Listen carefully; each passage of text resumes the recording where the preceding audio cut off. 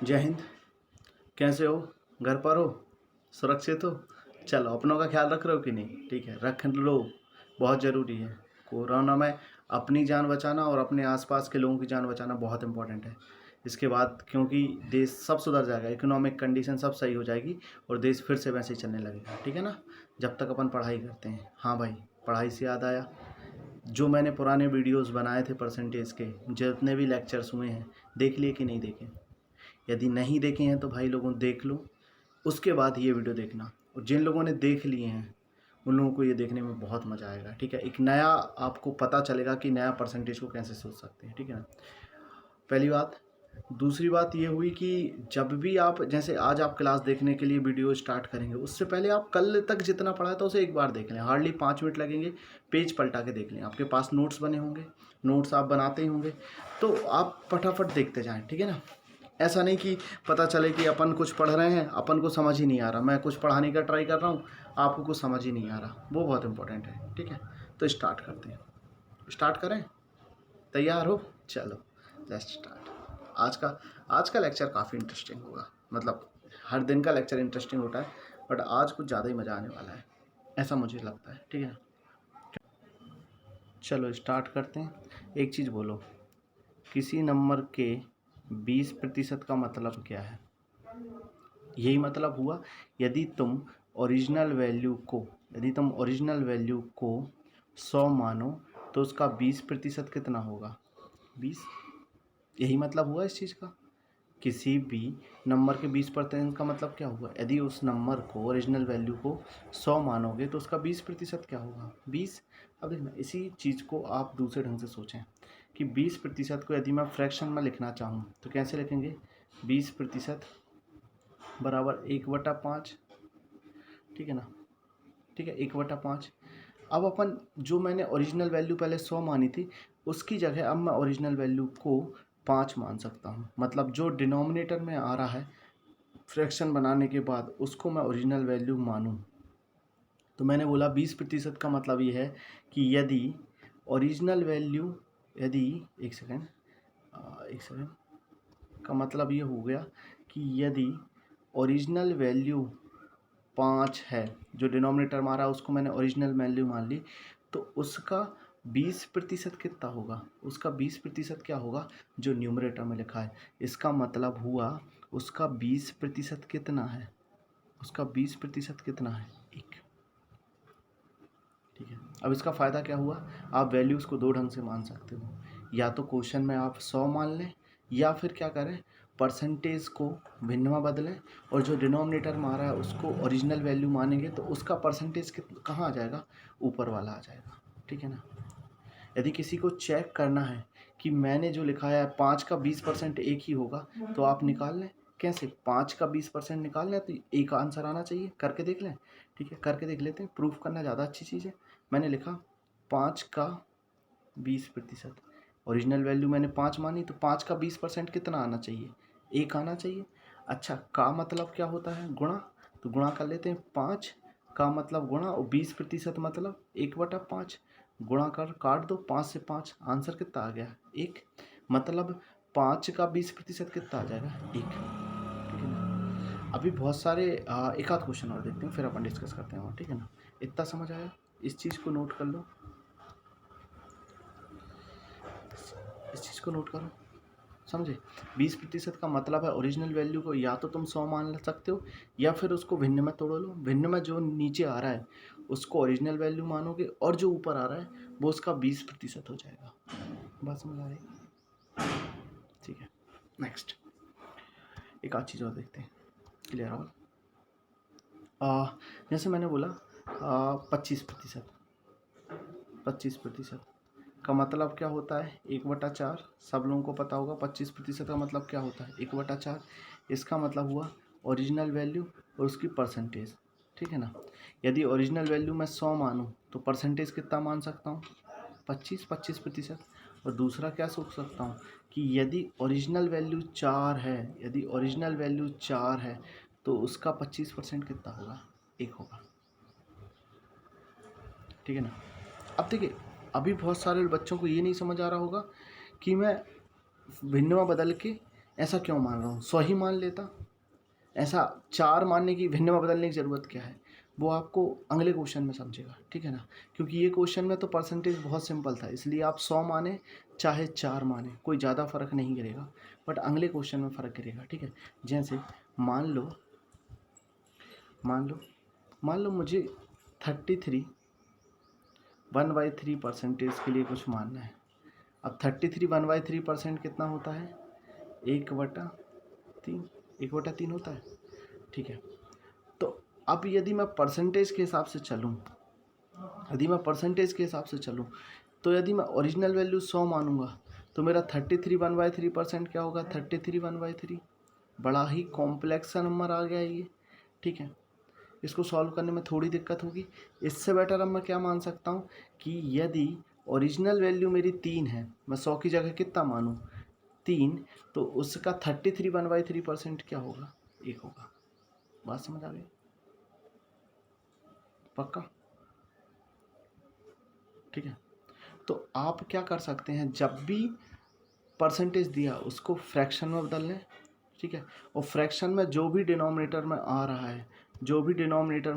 है, ठीक है, जैसे यहाँ 3 आ रहा है, उसको क्या मान सकते हैं, ओरिजिनल वैल्यू, और उसमें जो भी न्यूमरेटर में आ रहा है वो उसका परसेंटेज है, ठीक है। 3 का यदि तुम 33 1/3 निकालोगे तो वो परसेंटेज कितना आ जाएगा, 1। समझ आ रहा है, ठीक है। एक अब इसी बेसिस पे कुछ क्वेश्चन देखते हैं। पहले इनिशियल बहुत सिंपल क्वेश्चन, फिर आपको मैं टफ करना सिखाता हूँ, इस कॉन्सेप्ट को सिखाता हूँ, ठीक है ना। आपको नोट करना हो तो नोट कर लीजिए, ठीक है ना, नोट कर लीजिए, ठीक है ना। चलो,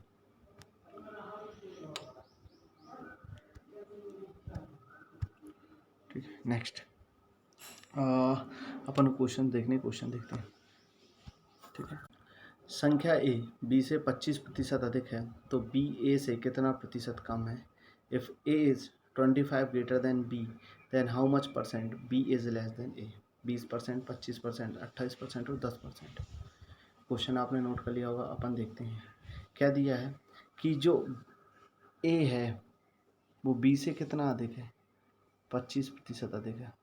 कितना अधिक है, 25% अधिक है। बात समझने की कोशिश करना, ठीक है। तो अपन को बताना है कि ए बी से 25% अधिक है, तो लास्ट में क्या बताना था, एक सेकंड, तो क्या बताना था, बी ए से कितना कम है, परफेक्ट। तो बताना है कि बी ए से कितना कम है, बी जो है वो ए से कितना कम है, ठीक है। देखते हैं अब इस क्वेश्चन को सॉल्व करने के लिए पहले अपन को देखना पड़ेगा ए बी से 25% अधिक है। यदि अब आपको 100 मानना पड़े तो आप किसको मानोगे, बी को या ए को। तो क्वेश्चन के आप इस पार्ट में जाएं, उसने क्या लिखा है, संख्या ए बी से 25% अधिक है। किससे अधिक है, बी से कि ए से, बी से, इसलिए बी को कितना मानना पड़ेगा, 100। और 25% अधिक है तो 100 का 25% कितना हो गया, 25। ये तो क्या हो गया, बी, ये कितना परसेंट हो गया, 25%। इसको जोड़ दो तो कितना आएगा, 125। 125 क्या हो जाएगा, ए। यदि बी 100 है तो ए कितना होगा, 125। फटाफट, तो यदि बी 100 है, फटाफट यहाँ देख लेते हैं, बी यदि 100 है तो ए कितना होना चाहिए, ए कितना होना चाहिए, 125 होना चाहिए। समझ आ गया। अब क्या बोला है कि बताएं बी ए से कितना प्रतिशत कम है, यही बोला है। तो बताएं बी ए से कितना प्रतिशत कम है। तो अब जो लास्ट में आपको परसेंटेज निकालना है तो वो किसके थ्रू निकालना है, ए की, या उसकी तुलना किससे करनी है, ए से। इसलिए जो डिनोमिनेटर में आएगा वो क्या आएगा, ए की वैल्यू, और ए कितना है, 125। ये कितना है, 125, 125, ठीक है ना, परफेक्ट। अब बी और ए में कितना कम है, बी ए से नंबर में कितना कम है, 25। समझ आ गया है, बेस में 125 आया, ये समझ आया। वो कितना कम है, 25। किससे गुणा कर दूँ, 100 से, 100 से गुणा कर दिया। क्यों, प्रतिशत बदलना, और ऐसे 100%। 25 पंजे 125, 5 दूना 10, तो आंसर कितना आ जाएगा, 20%।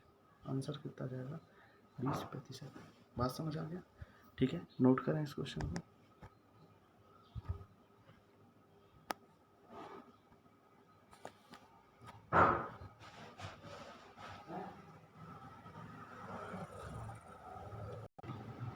अब इसी क्वेश्चन को मैं फ्रैक्शन से सिखाता हूँ, ठीक है ना, जो अपन ने पहला क्वेश्चन किया था या जो अपन सीख रहे थे फ्रैक्शन। 25% का मतलब क्या हुआ? 1/4, 1/4 हुआ। इसका मतलब ये हुआ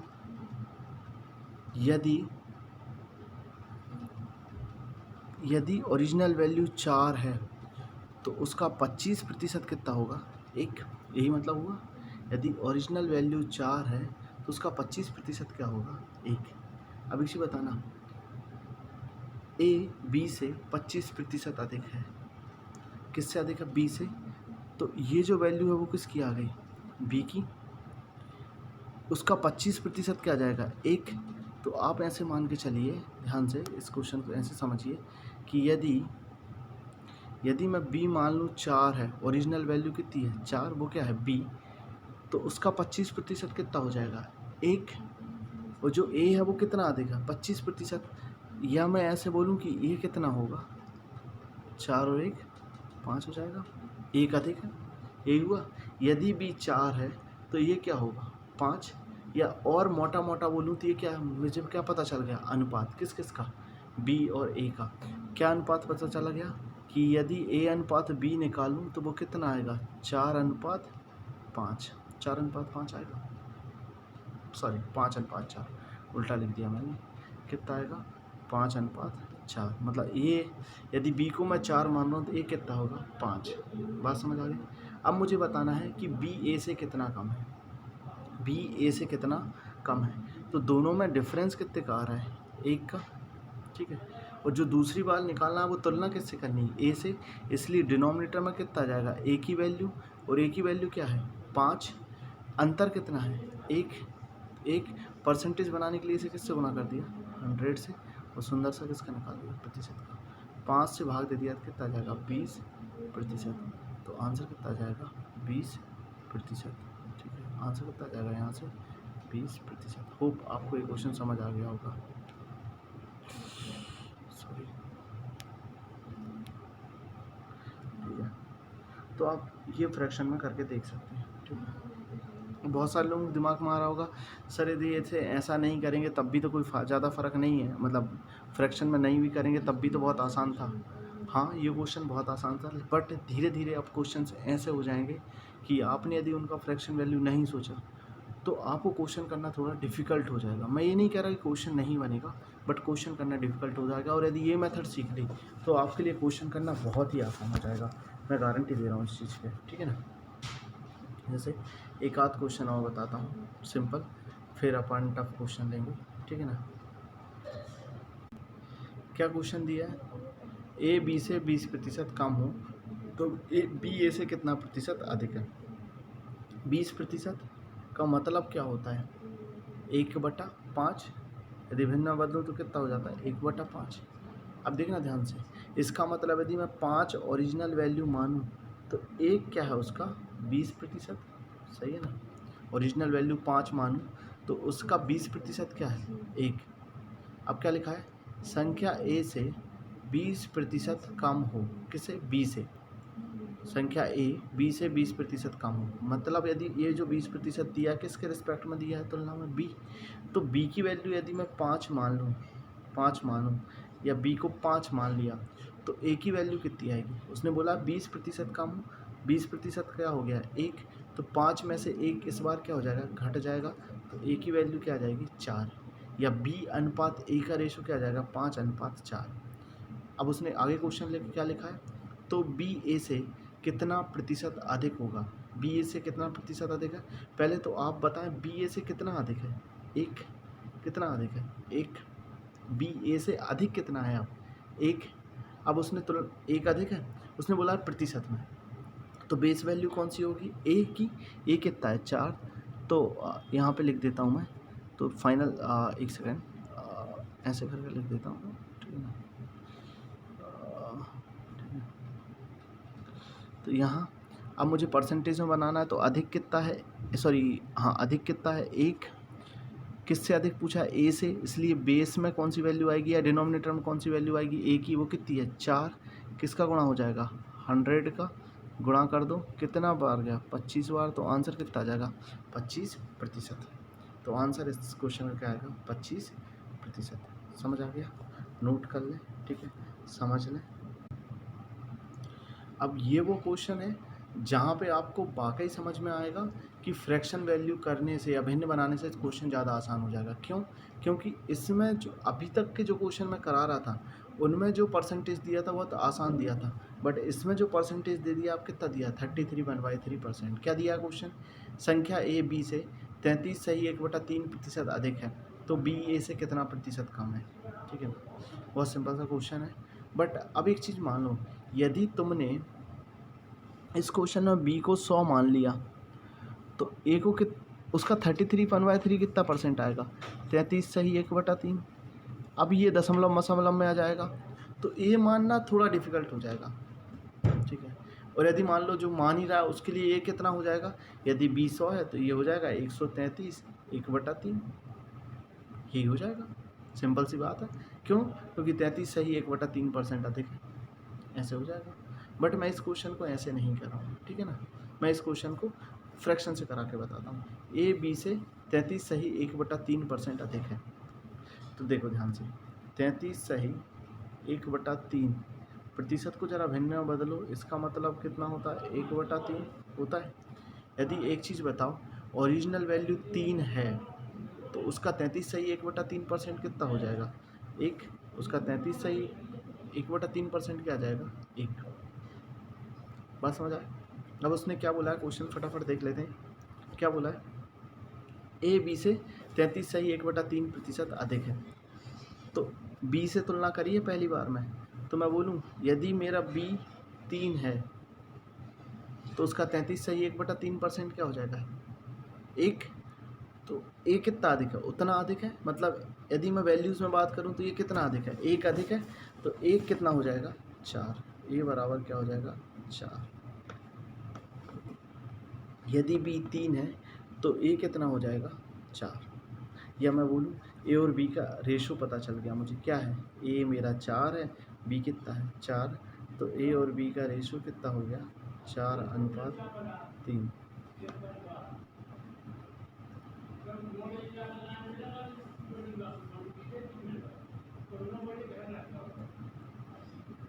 तो बी ए से कितना प्रतिशत कम होगा, बी ए से कितना कितना कम है 1 कम, सही है ना, दोनों में अंतर कितना है 1 का। अब प्रतिशत पूछा है इसलिए मुझे बेस वैल्यू लेनी पड़ेगी या किसी डिनोमिनेटर से भाग देना पड़ेगा। वो डिनोमिनेटर कौन किसका होगा, जिसकी तुलना करी गई है। तुलना किससे करी गई है ए से, तो नीचे किसका प्रतिशत आ जाएगा 1 का, ए की वैल्यू आ जाएगी, तो ऊपर आएगा 1 कम है, कितना कम है, किससे कम है 4, कितना प्रतिशत आ जाएगा 100%। आंसर कितना आएगा 25, तो आंसर आ जाएगा 25%। इस क्वेश्चन का आंसर आएगा 25%। किसी संख्या में उसके 16 सही 2/3% में जोड़ने पर प्राप्त संख्या 4956 है, तो वह संख्या ज्ञात करिए। ठीक है ना, अब क्वेश्चन को पढ़ लें, लिख लें, ऑप्शंस भी दिए हुए हैं। ठीक है ना, क्वेश्चन क्या कह रहा है, कोई संख्या है उसमें 16 सही 2/3% जोड़ना है। यदि मैं जोड़ूंगा तो जो आंसर आएगा वो क्या आ जाएगा 4956। यदि मान लो मैंने ओरिजिनल संख्या 100 मानी, ठीक है 100, तो यदि उसमें मैं 16 सही 2/3% जोड़ दूँ तो 100 का 16 सही 2/3 तो 16 सही 2/3 होगा। तो जो रिज़ल्ट या जो आंसर आएगा वो क्या आएगा 116 2/3। ठीक है, यदि मैंने 100 माना तो मेरा माना हुआ रिज़ल्ट क्या आना चाहिए था 116 2/3, जो किसके बराबर होगा 4956। ठीक है, एक तरीका तो ये है। बट आप देखें यहाँ पे जो ये 16 सही 116 सही 2/3 आ रहा है वो बहुत ही कॉम्प्लेक्स सा आ रहा है। ठीक है, बहुत ही कठिन सा आ रहा है। इससे बेटर ये है कि इसको आप फ्रैक्शन से करते हैं। कैसे करते हैं वो मैं आपको बोर्ड पर समझाता हूँ। क्या बोला है कि 16 सही 2/3%। सब हमको परसेंटेज का फ्रैक्शन बहुत अच्छे से आना चाहिए। ठीक है ना, तो 16 सही 2/3 को यदि मैं फ्रैक्शन या भिन्न में लिखूँ तो क्या लिखूँगा बोलो 1/6। पक्का सबको याद है? नहीं याद तो आप पुराने लेक्चर्स देखें या अपने रजिस्टर को उठा के याद करना स्टार्ट करें। ठीक है, इसका मतलब हुआ कि यदि मैं ओरिजिनल वैल्यू को 6 मानूं, ठीक है ना, तो उसका 16 सही 2/3% कितना आएगा? 1 आएगा। ठीक है, अब ध्यान से समझना, मैंने क्या बोला, मैंने ओरिजिनल वैल्यू मानी कि 6 थी मेरी, मतलब इनिशियली जो मेरी वैल्यू थी वो कितनी थी? 6। तो उसको 16 सही 2/3% बढ़ाया, 16 सही 2/3% जोड़ा या बढ़ाया, उसमें मैंने उसका 16 सही 2/3% जोड़ दिया। इसका मतलब 6 में मैंने कितना जोड़ दिया? 1। तो आंसर कितना आना चाहिए था? 7। बट क्या मेरा 7 आंसर आया? नहीं, मेरा 7 की जगह पे आंसर कितना आया? 4956। तो जो 7 है वो किसके बराबर है? 4956 के। जो 7 है वो किसके बराबर हो गया?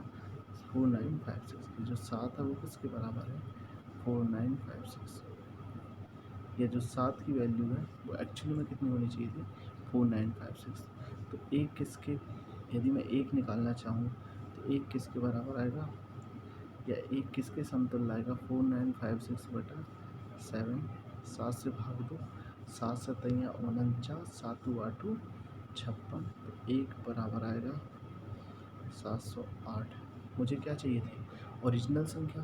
तो मेरी मानी हुई ओरिजिनल संख्या क्या है? 6। तो एक को जरा 6 बनाओ तो 708 को किससे गुणा कर दो? 6 से। 6 8 48, 7 6 42। तो आंसर कितना आना चाहिए? 4200। कितना आना चाहिए? 4248। ठीक है, ये है स्टेप। अब आप देखें, यदि आपने फ्रैक्शन बनाने के करा तो क्वेश्चन कितना आसान हो गया। यदि आप इसी की जगह इसको 16 2/3% बना के करते तो क्वेश्चन काफ़ी डिफ़िकल्ट हो जाता। ठीक है, नेक्स्ट क्वेश्चन समझते हैं।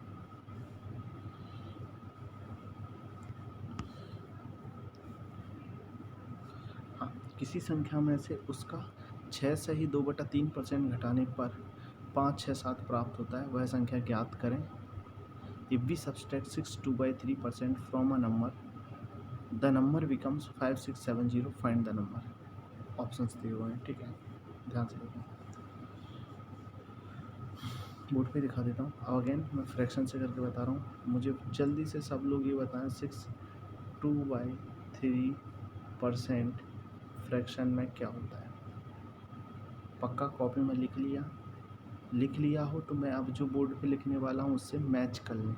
यदि आपने सही लिखा है तो बात सही, नहीं सही लिख पाए हो तो दोबारा जाएं और रिवाइज कर लें। ठीक है ना।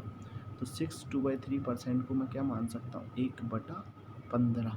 यदि अब सोचो, यदि मैं 15 को ओरिजिनल वैल्यू मानूँ, यदि मैं मानूँ कि मेरी संख्या 15 थी तो उसका 6 2/3% कितना होगा? 1।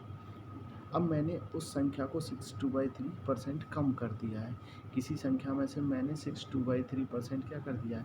घटा दिया है। अब ध्यान से देखना, तो मैंने माना कि यदि मेरी ओरिजिनल नंबर 15 है तो उसमें से मैं 6 2/3% क्या कर रहा हूँ? कम कर रहा हूँ। तुम कम कर रहा हूँ इसका मतलब, या घटा रहा हूँ। 6 2/3 कितना होगा? 15 का 1। तो 15 में से 1 घटा दिया तो कितना आ जाएगा? 14। ठीक है, तो यदि मेरी वैल्यू 15 होती तो आंसर कितना आना चाहिए था? 14। बट आंसर 14 नहीं आ रहा है एक्चुअली में आंसर कितना आ रहा है? 5670। 14 किसके बराबर है? 5670। ठीक है, सही है। तो 14 को 5 6 7 0 के बराबर है। इसका मतलब बस वही कर लो फटाफट कि सॉरी,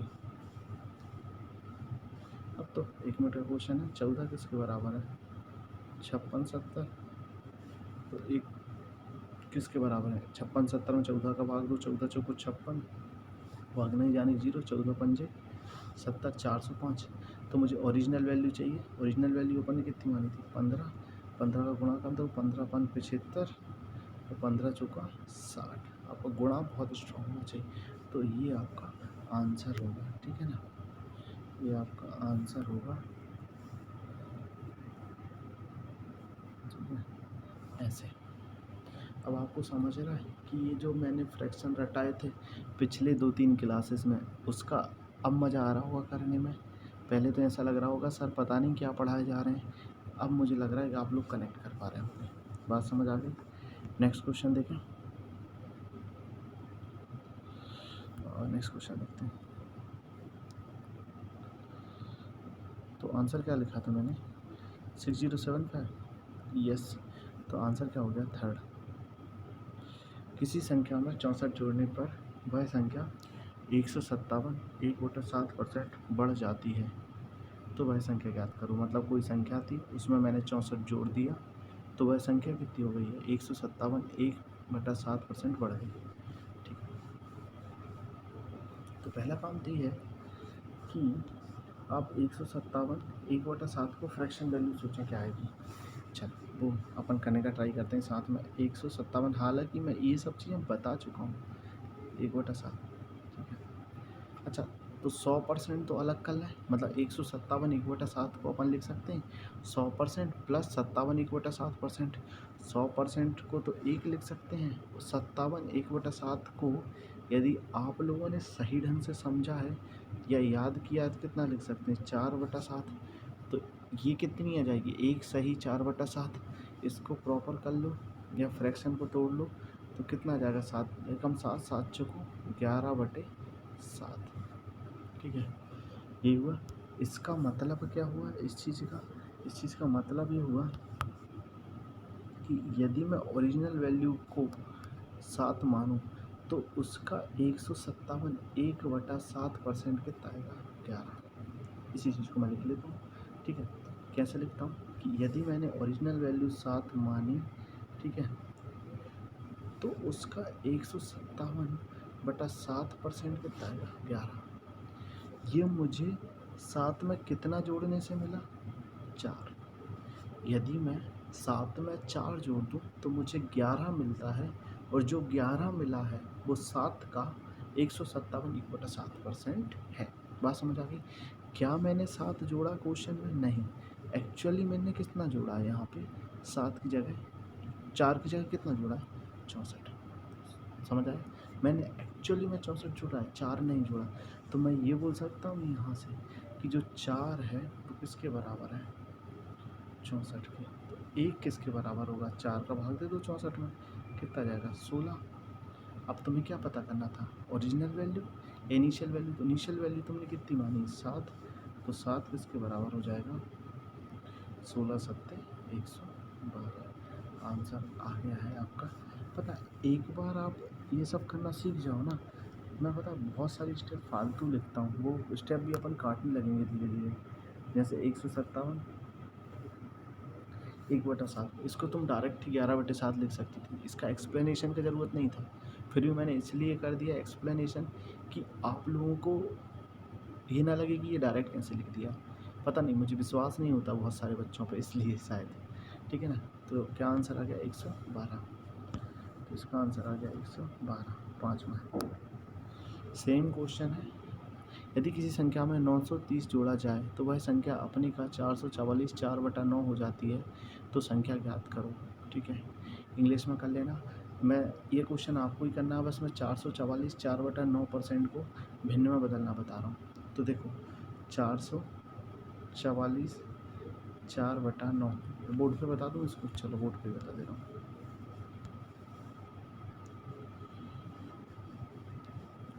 देखो 444 4/9। ठीक है, तो सिंपल सा है, 400% था और उसमें क्या जोड़ा गया है? 44 4/9। सीधा सीधा देखो 400 का तो 4 लिख सकता हूँ, उस 44 4/9 मैंने लिखाया नहीं है, बट देखो बना के बताता हूँ फटाफट। तुमको 1/9 पता होता है कितना होता है? तुमको 1/9 पता है कितना है? 1/9 का मतलब, सॉरी, हाँ ठीक है, 1/9 कितना होता है पता है? 11 सही 1/9। या इसको उल्टा करते हैं, तो उसको थोड़ा उल्टा सीख लो कि तुमको 11 सही 1/9 पता है कितना परसेंट है? यदि इस परसेंट को भिन्न में बदलूँ तो कितना आंसर आता है? 1/9। यदि इस पूरे को 4 से गुणा कर दूँ तो यहाँ आ जाएगा 44 यहाँ कितना आ जाएगा 4/9 प्रतिशत, तो ये कितना हो जाएगा 4/9। इसका मतलब जो 44 4/9 लिखा है वो कितने के बराबर है 4/9। तो 400 का तो हो गया 40%, 400 का तो हो गया 4 और 44 4/9 का हो गया 4/9। समझ आ गया। इसको सॉल्व कर लेना, भिन्न को 9 चौक 36, 36 और 4 40/9 एडजस्ट कर लेना और ये क्वेश्चन सॉल्व कर लेना। ठीक है, ये क्वेश्चन आप होमवर्क में करें, नहीं आए तो डाउट क्लास में या ग्रुप में पिंग करें, मैं इसका सॉल्यूशन आपको दे दूँगा। चलो ठीक है, थैंक यू। ये ऑप्शन नोट कर लें। जय हिंद, जय भारत।